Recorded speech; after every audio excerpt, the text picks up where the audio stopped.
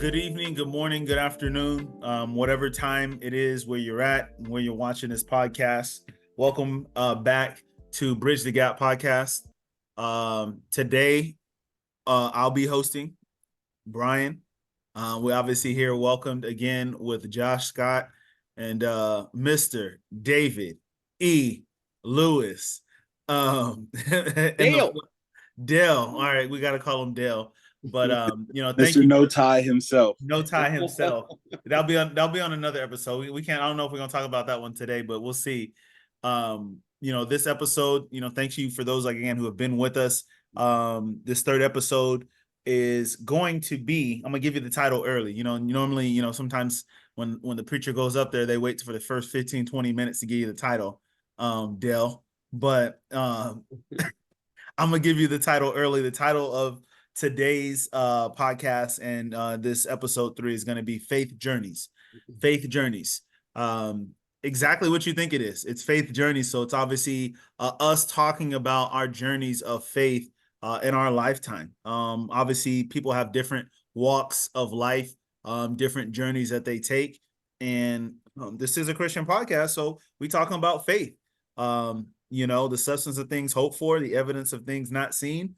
And we want to obviously see what you guys think about it as well, but we want to hear I know you guys want to hear from us. So, faith journeys, I guess where you could kind of start off is, for me, if I had to think about something in terms of faith journey, it usually starts off with, when did you first start having faith? Or when did you understand faith? I feel like because you can't even start the journey about faith or having faith, there's no way to start a faith journey in my mind without understanding what faith truly is. I mean, what do you guys think? Yeah. I think definitely as it pertains to faith, each person is different because, faith looks different to a lot of us. It still is one faith, right? To one God and one hope and one baptism, all that good stuff, right? But it just looks different because God becomes real at different ages, different stages of life, right? Different set of circumstances. So, I know we're going to get into some of the more specifics for each one of us as it pertains to our faith walks. But, I just think that just in a general sense, sometimes, faith looks different to different people. And I think that's okay, as long as it's still, that one faith, one hope, one belief in God. No, that makes sense. I mean, Josh, what about you? Like, in I terms agree. of faith, like, why do you think that faith is important before a person even starts their journey? Like, what about faith is important? Like, why is having faith important before you start your journey? I mean, because you're going to be tested so much throughout life. So that faith, always being able to go back and have something to, lean on and to use as your why, your ability to keep going. So that faith is always going to be necessary and important in your life. So you got to have it. And like David said, it looks different for everybody. You found it at different stages of life. We've all been in the church our whole lives, but, finding that faith for yourself is separated from, being a child and adolescence. Obviously the podcast name is Bridging the Gap. So, when we talk about faith and it's, a faith journey as a whole, we're obviously going to be talking about from one end of the spectrum when we're younger to the other end of the spectrum, obviously, as we are now as young men, or, congratulations, since our last episode, somebody had a birthday.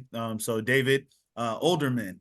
40 club, the 40 club. 40. So I guess, it's taking all of my faith right now not to say anything, but that's okay. Yeah. But see, remember, Josh just said, as we get older and along our journey, we get tested. So that's why you have to have faith. There you go, Josh, man. I see you spitting, man. You spitting tonight already. So I'm gonna keep using that. But I guess, from a young age, when you guys think about it, Josh, I'm like, when you first were coming up in the church, you said, when were you first baptized, actually? I was baptized at 11 at Southside Church of Christ. Okay, so you were baptized at 11. So as you talk about, like, obviously your faith journey, as we talk about it, tell me, like, when do you believe that your faith journey started once you hit that water? Or talk to me about when you can at least remember off the top of your head, when did you get that first test that tested your faith on your journey as a Christian? Man, I would say yes, not so much, but when I was baptized, I mean, even as a young age, even going into like almost middle school, maybe, it always just felt like church was what we did. That's like my family, what we did. Mm-hmm. So it's just what we do, you know? I think once I started to get to the age where I could do things on my own is where it got Mm-hmm. tested. So, you know, once you start driving, having your own car, you know, your parents let you stay out a little bit later than normal, things like that, you start to see, you know, you start to make decisions on your own about what's important to you and what's not. You know what I'm saying? So, you No, I know, hear that. around those times was when I was really like, is this what I want to continue to do, or is this not what I want to continue to do? So I would say that around then, Do around you driving. remember any any obviously, man, again, we're talking 20 years ago, but do you remember any specific conversations that your parents had with you around 20. that age to where it just kind of made you ponder, like, man, like they really testing me right now, or man, I'm really having to think. Because to Mm-hmm. your point, all of us, as we all have kids, and we know kids right now, for most of you, at least for your guys' kids, they're a little bit younger, they're not thinking about anything other than the toys, what's for Mm-hmm. dinner, and where we going. Like, Right. that's really like the only things that's on their mind. You know what I'm saying? And so it's like, when do you feel that changed in terms of your understanding about, hey, you know what? I have to be stronger mentally. I have to have faith, even though I don't know what's going to happen. Mm-hmm. Oof. I David, know you go first. Let me. oh man, That's a heavy question. I'm like, I'm going deep because in that's my mind, heavy. I'll even take you, if I could take it there for you guys. I didn't get baptized until I was later, like later in life, in terms of, I was like about 13, 14 years old. So for me, it was a little bit later that I got baptized. Now, though, what I can remember is that, for me, I grew up playing a lot of sports. So I think that, I grew up actually in a league that was more Christianity based. So the league itself really kind of taught us a lot about strength in terms of not only our physical self, but more so for our mental. And we obviously talked a lot about different scriptures and different things like that. But what really changed for me was when I actually stopped playing in that league and I went to another league. And all of a sudden I felt like, like those movies sometimes when, like, or you guys, maybe there's those things where there was a social media thing where a baby, they put like some hearing aids on a baby who had never heard before, and they put it around Mm-hmm. their ear, and all of a sudden the baby was like, wow, this is what it sounds like. For me, New like world. when I left that league, and went to, quote unquote, and I went out into the world, like, and the coaches was cursing, the kids was cursing, and parents were screaming things that I ain't never heard them scream before. Things were going different. I was just like, oh my, like, what is going on? And it Mm-hmm. took a lot in me, but also I'm happy I had my folks to help develop me mentally to be able to say, look, Bryan, like, you're going to have faith. I know the kids are telling, because, kids are calling you different names. Kids are saying whatever they want to call you. And, I didn't know how to react other than get a little bit upset. But I had to understand, and my parents understood that, hey, you're going to be tested. This isn't that league anymore. This is this and this. You're going to have to pray. Let's pray about it before we get out on the field. Let's pray about it before we actually get in the car. Let's talk about what we're going to be able to do to allow yourself to be in the right mindset. And I felt like for me, that's when it started. When my faith journey started, was my folks actually really, like, quizzing me and testing me about being able to pray constantly for the things that I didn't even know what was going to happen. So, a lot of my life is dealt around sports, as you guys know, but for me, I would say that's when my faith journey kind of really started, was at that point. David, what say you? Okay, so remember how last week we were kind of talking about on the episode, kind of the evolution, right?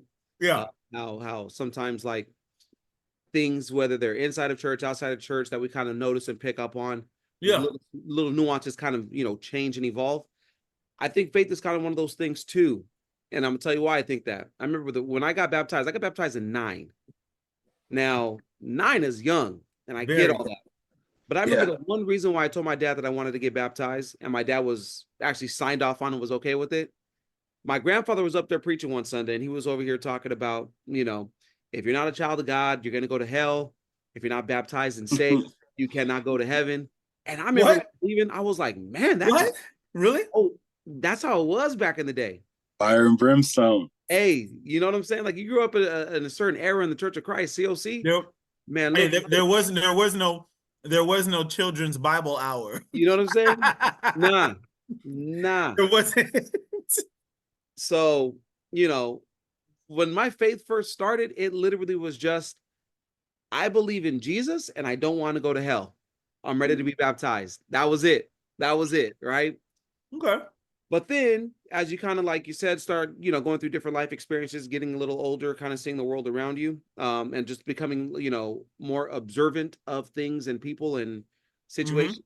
Then it kind of shifted from just that whole fear factor of it all into, an actual relationship. I didn't call it that back then, but looking back on that, that's kind of what it was like the beginning of a faith relationship, right? Where you would pray for certain things and you would have faith that God would take care of it, and you wouldn't worry about it no more, And I remember one of the first times I ever prayed, and I thought this is how God worked. I kid you not, man. Like, straight up.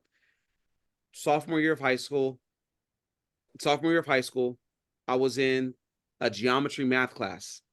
Anybody who knows me in geometry, like, I tell people all the time, I like geometry so much I took it twice.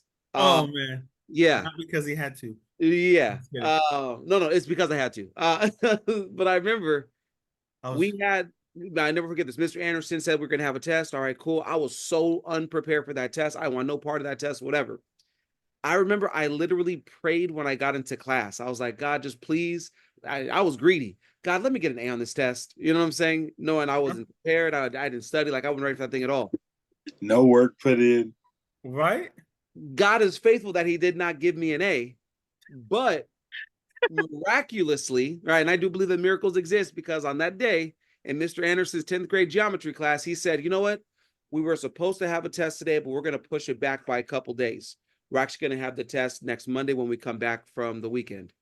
I was like, and I thought to myself, the whole class should be thanking me. I'm the one that the whole class should be thanking me. I pray for you. I pray for you. That just got us this test to be, pushed back by like a couple of days or whatever. So then, like, y'all are in my debt, But I just kind of remember like that being such a glaring thing. And obvious, I know now, right?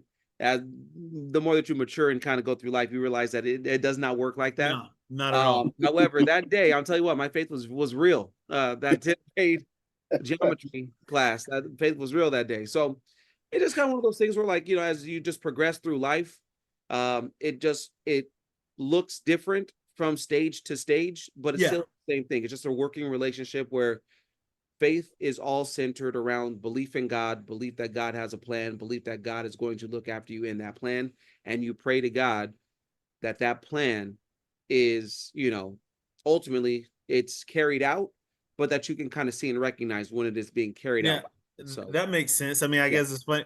David over here thinking he had the power at age 13, 14 years old. And staring at his hands. These people don't. He thought he was Jesus. I know he looked at his hands. David thought he was Jesus. Like, do these people not know what I did for them? Yeah. He over here. He was before all of that. I'm like, oh, and here he go. I mean, so Josh, what about you, man? What about you? No, I would tend to agree. And I mean, it struck me when you said about going from your league to the real league.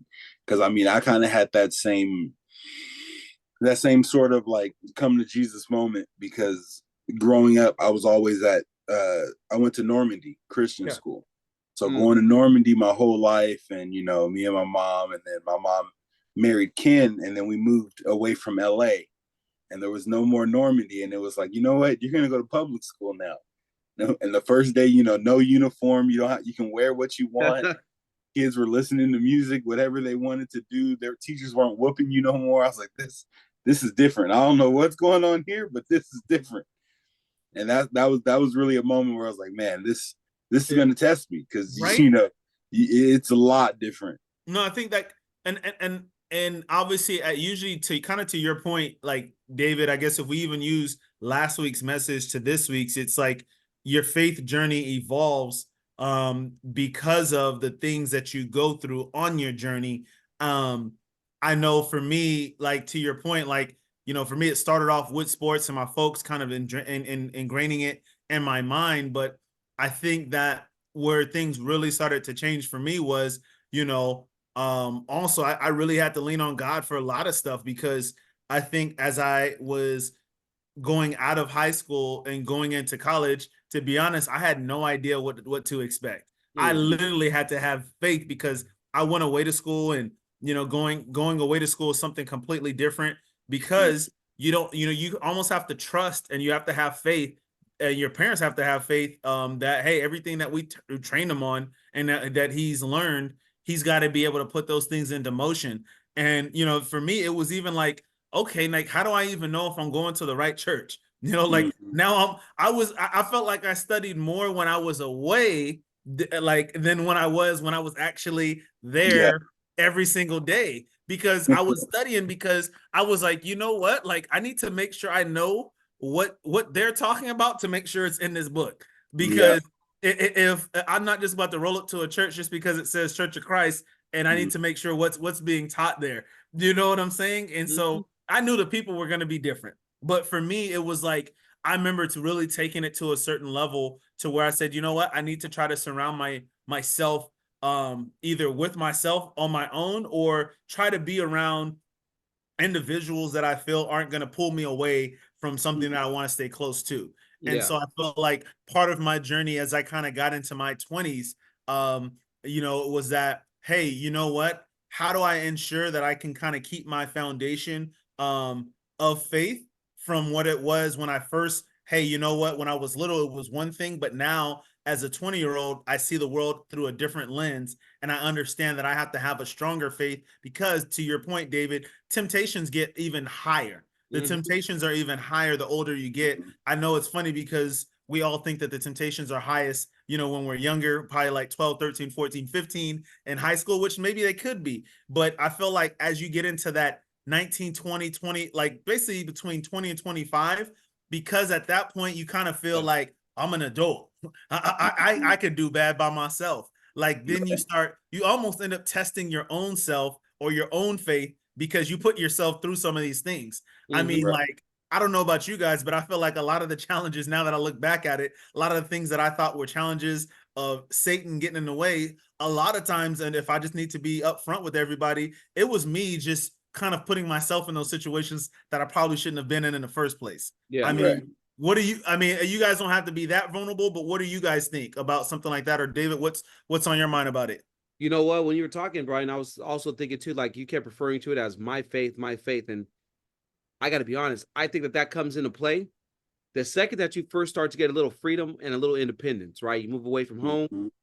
Because think about it, man. Like for us growing up, like to Joshua's point earlier, man, like church is just what we did every Sunday. We went Yeah, together, family, you we woke prayed up, you together. woke up Sunday evening, Sunday morning, Wednesdays, That was it. that was it. But then when you Yeah. get out on your own, you don't have mommy and daddy waking you up. You're not going with your cousins and your aunties and uncles. And it's like, if I don't go to church this week, nobody knows if I go or not. Mhm. Go to church next week, nobody gonna know if I go or not, right? Uh-huh. Mhm. And so that's where I think too, we were talking about this idea of, kind of our faith evolving and looking different at different stages. Yeah, like at 14 years old, we still live at home. So it does look like a family function as it pertains to faith. Cool. But then all of Mhm. a sudden you get to, like you said, 21, 22, 23, and it becomes, why do you go to church? Yeah. Because I have my faith. I don't have my dad's faith, my mom's faith, my grandparents' faith, my aunts, my uncles. Mhm. It's mine. It's important to me. That's why I go Sunday in and Sunday out. Now that I got this independence where I'm on my own, I still choose to go. Why? Because it's my faith.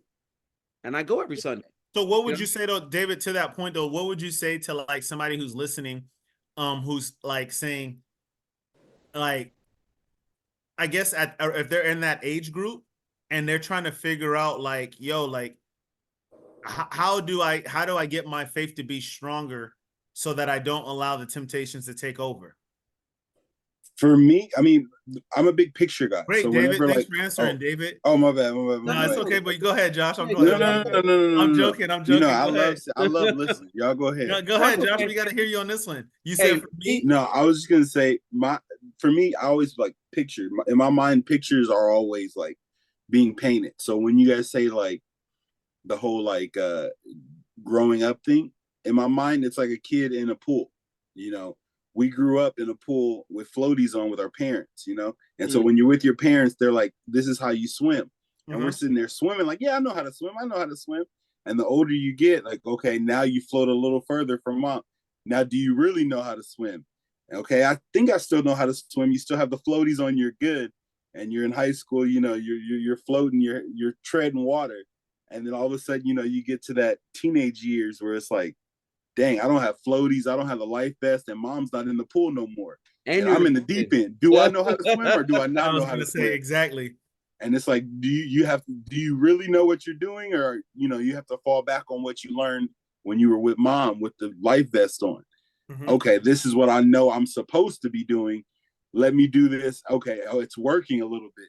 And Let me keep the kicking. further you get away, you got to really remember where your foundation was set. Because if you forget what mom showed you when you had them floaties on, you're gonna drown. You're going right to No, the that makes bottom of that sense. pool. No, that dude, that's a good analogy. I mean, I think to the fullest is that, like you said, you number one, like you said, the moment they let go, you kind of like you look back, like you said, I get if you picture a little kid, you look back like, hold up, like nobody's touching, like nobody's holding you. Right.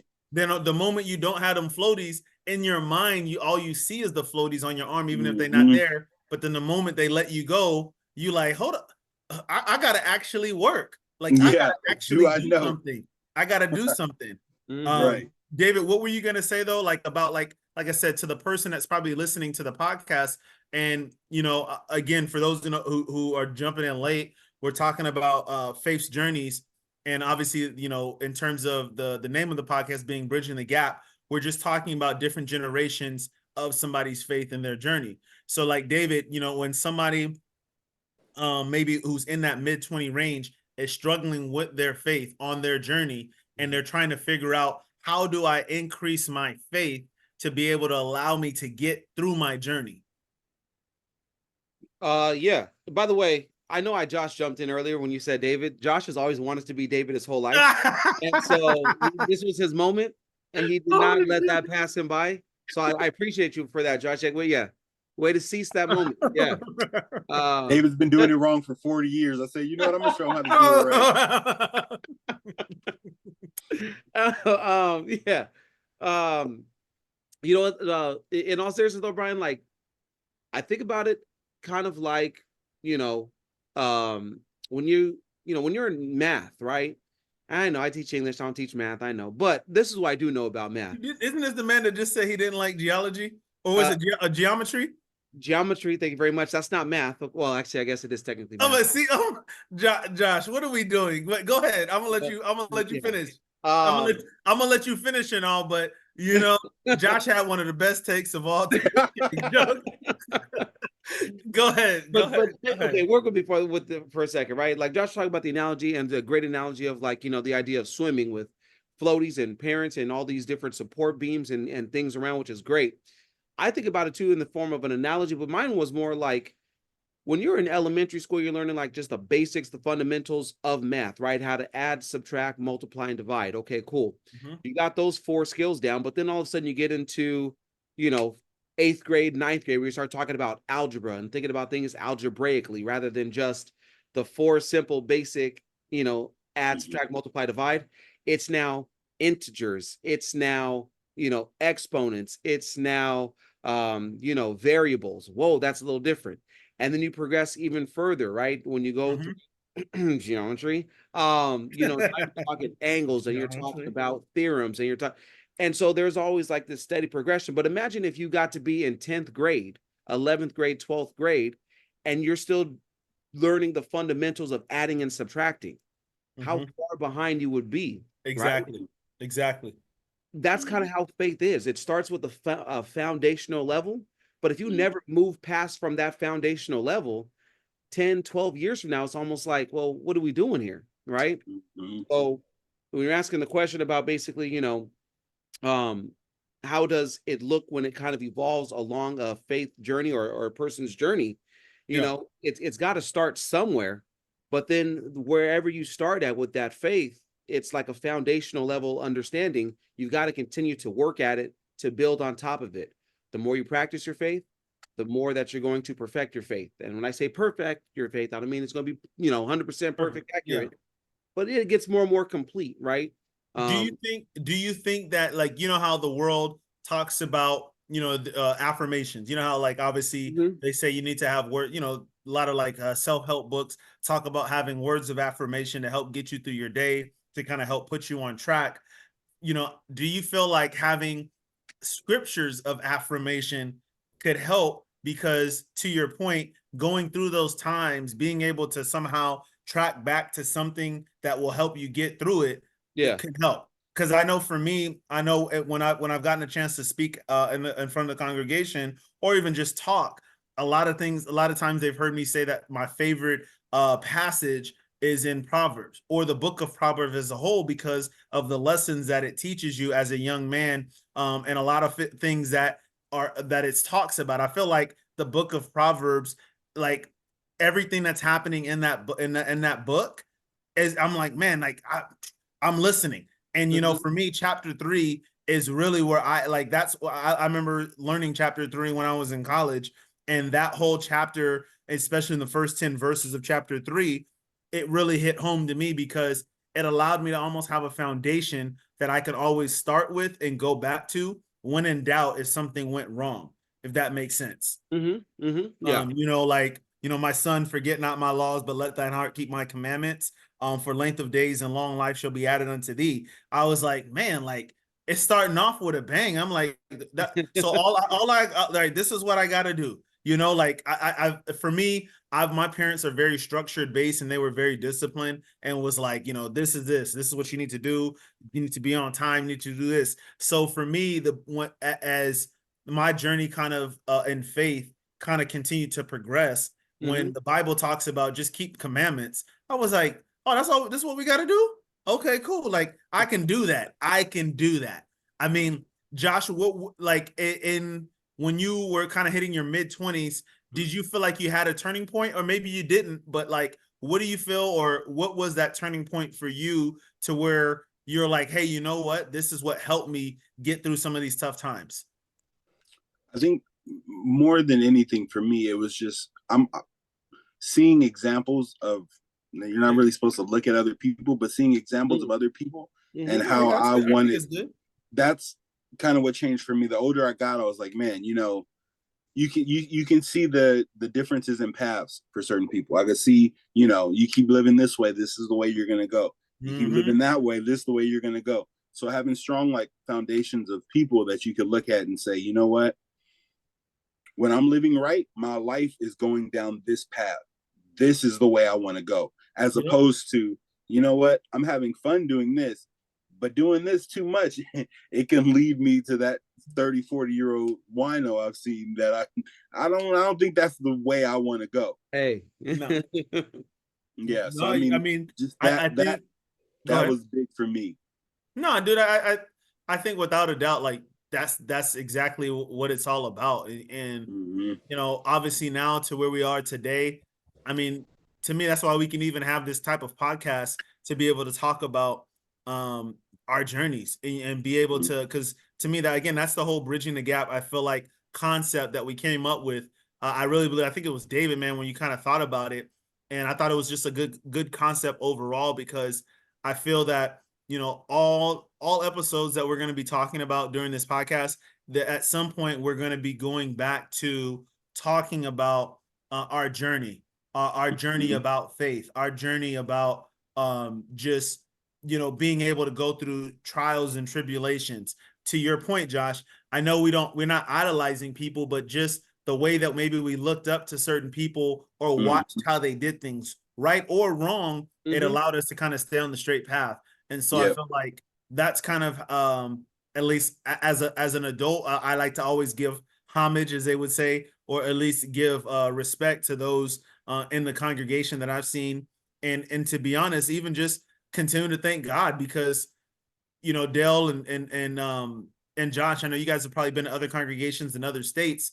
Man, it's so crazy sometimes when I go to another congregation and I'm sitting there and I'm like, yo, there's some good dudes here, man. Like, and I pick apart. I love, honestly, I'll take some of the scriptures that they use and throw it into communion when I'm doing communion. So that I can be, they'll be like, man, you're not doing the same one. You're not just doing Matthew 26 and 20. Like, no, Right. like, you know, I got a chance to hear something different, and I got a chance to hear something that pricked my heart so that I can understand it a little bit better. So now I'm not just hearing the same things. It allowed me to have a better faith in why I'm actually taking of the cup and, you know, taking of the bread, because I have faith that all these different things kind of come up. So like, I mean, as we kind of come to a conclusion on this episode, I mean, what talk to me, you guys, about kind of, I guess, where you feel like you are now, because all of us, you know, we're now becoming leaders in the church. David is obviously a leader in the church, but talk to me about David, man, you know, you being where you're at now. I mean, if you can really just kind of start it off, man, because you're where Josh and I obviously hope to be and plan to be in a few years. But, you know, talk to me about what it takes for somebody obviously to get to there. Like, what type of faith does a person have to be able to get to where you are today? So, full disclosure, everybody meet the faith requirement on this podcast, right? Okay. Yeah, y'all are faithful in church. Y'all go to church. Y'all are active. You know. Oh, thank you. Yeah. Thank you. But just you know, as and kind of thinking about like church leadership and things like that, you know, for me, right? I just think that it's okay to be different sometimes, right? Yes. It's okay to be different as a church leader, as long as, right, you don't ever leave the doctrine. That's the most important thing. Don't ever leave the doctrine, right? And just don't ever become a distraction for the congregation. Like, that's the biggest thing. So, you know, just as it pertains to my faith now at 40 years old, yeah, I'm 40. You know, Josh, I can pick up your audio. I got you. Yeah. It's cool because now here's the funny thing. I am still the youngest person on the leadership team, and I'm 40, right? So the faith of a 40-year-old might look different than the faith of a 60-year-old, might look different than the faith of a 70-year-old, right? Because why? I mean, a lot of my faith is centered around raising my kids in the church so that they can develop their own faith one day. And they've got to see my example. Whereas you look at somebody, you know, on the leadership team that's in their 70s that's already raised their kids. You know what I'm saying? What their faith journey probably looks like now is just, you know, consistency and just speaking to others that look like them, that might be getting tired and weary of keeping the faith and fighting the good fight of faith, and, you know, having the motivation every single, you know, week. That's a journey that I don't know anything about yet. Yep. But the one that I'm dealing with now, the majority of them have already dealt with. They've raised kids that are faithful. They have raised kids that are church leaders. They've raised kids that, you know, went off to different states and are still active in church. We all right now on this call, we're all doing that, right? We are in the process of raising up kids right now, and hopefully that they can just kind of continue in growing and developing their own faith like we all had to do. So that's kind of what I see as the biggest thing going on right now in my personal faith journey at 40 years old, as being a church leader. It's more importantly, you know, I mean, obviously the most important thing is that I'm a Christian. That's the most important thing. But another top priority is keeping an eye on the kids, man, making sure the kids get, you know, brought up right and developing their own faith. I mean, Josh, kind of just to add to that, I mean, again, man, you know, you've been able to see a lot of different things in life. Your journey is not the same as anybody else's journey. So, you know, for those out there listening, man, and watching this podcast, man, what say you, man, to them about, you know, where you're at today and how you know, you're about to give a lesson in a few months. I know we normally don't televise them, but, you know, all I gotta do is hit play on this, and then, you know, we can have, that could be episode 15. You You know, know so, what so that could be episode 15, man. And then you know what? We don't even got to say nothing, right, Dale? We I just know we're doing let it play. Hey, the week after Josh gives that sermon, I know we're talking about that week on this podcast. That's it. I mean, Josh, as long as you don't go over 25 minutes, you know, that's it. That's all we need. But 25, brother. I got a strong 15 ready for y'all in October. So talk to me, man. Like I said, like we obviously talked about, you know, when you were younger, and kind of what you thought, and you know, starting on going to Normandy Christian school, and then obviously being a young adult and where your mindset was. But you know, man, like to David's point, man, you a man now, dude, and you have a family, you're married, you have a kid, you have a great job, man. You've been blessed with so many things in life. So like, you know, talk to that person out there, maybe that's around your age who doesn't maybe have what you have, or who does have what you have, about faith, man. Like how do you keep your faith so strong knowing that, you know, the devil's still out there lurking, Josh? Man, I mean, honestly, for me, it always comes, like David said, now we have kids and stuff. So my son's the center of all of that. But more than just him, it's just falling back on your own faith is just, man, seeing what's going on in the world around you and knowing how things could go is always the biggest driving factor for me. So I always want, at this point, to have myself positioned in a way where I have the Lord on my side, because things are dark and scary out there. And they always say, I'd rather have him with me in the dark than not. Yeah. You know, I don't want to be alone when things hit the fan. I need somebody in my corner. You know, Brother Stevenson gave an example years ago that always stuck with me, that made me laugh, was, you know, when he walks down the street, when you walk down the street and you got to walk home, and you know that street where, you know, you got some boys that might pick on you. You walk a little different when you have your big brother on the side of you. Going home down that street, you don't have any worries or any cares. And I always want to feel like, you know, I always have God in my corner. So that keeps me going more than anything, because I always want to tackle life's challenges and difficulties with him at my side and not the other way around. No, I think all those are very important. And I hope obviously those out there that are watching or listening, you know, they can kind of use that as fuel to kind of help get them through whatever they're needing to get through. You know, I like where you were going with that as well, Josh. You know, for me, having a little one while I was so young, you know, it really changed my mindset as well, where I had to really have faith in myself and faith in God that he was going to guide me, knowing that I did not know what I was doing. And, you know, to even make it this far and to see a 16-year-old, and, you know, when I get a chance to hear him say some things sometimes, and about just asking questions, like for me, even just him asking questions, to be able to God to be able to put it up on his heart to ask me a question about life, about, you know, leadership, about being a good human, being a good Christian. He's just like asking me questions about little things, the whys. You know, I honestly, I just pray to God to give me the answer, because, you know, I want to make sure I lead him down the right path, because I know I'm trying to build a future leader in the future as well, or in the present for the future. So, you know, I think, you know, man, this episode, man, I ain't gonna get teary eyed. I promise. I'm gonna back up from the camera so they can't see anything in my eye. But, you know, I think, you know, for me, you know, fellas, man, this episode meant a lot to me, because, you know, like I said, somebody's faith and the faith journey that a person takes can be so important, because, you know, like literally, as the definition states, the substance of things that you hope for. And you think about you being a kid and the things that you hope for, that you want your life to be. You know, we all started life at some point, and we always looked up to our dad, looked up to somebody, or we just saw something. We said, I want to be that one day, or I want to be there one day, or I want this. There is something that we wanted. And but you know, as it goes on to say, the evidence of things not seen. And so we didn't even know what was in front of us, but we had some type of, as they call it, blind faith. And I think that, you know, after getting baptized and all of us having the right examples in front of us and staying together, you know, as we have, you know, I really feel that that's kind of like the key to it all. And I think we can continue to move forward from it. Man, this episode 3, like I said, it means a lot to me. I don't know. But before we wrap it up, do you guys got any last words? Yeah, be sure to check out episode 4. That's it.